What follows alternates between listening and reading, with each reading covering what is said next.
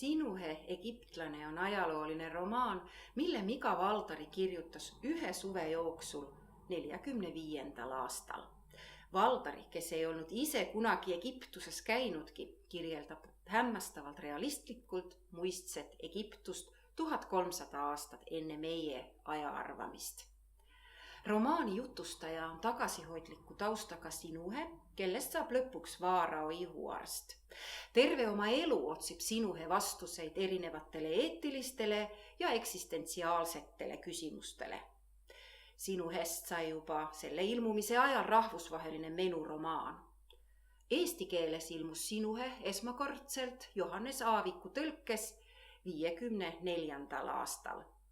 Aga tänu tõlkija Piret Salurile ja kirjastus Varrakule on Sinuhe, nagu ka paljud teised Valdari teosed, avaldatud uustõlkena. Sinuhe egiptlane on ajatu suur romaan, mille keskseid teemasid on ideaalide ja tegelikkuse kokkupõrked ja inimeste lõputu auahnus ja julmus.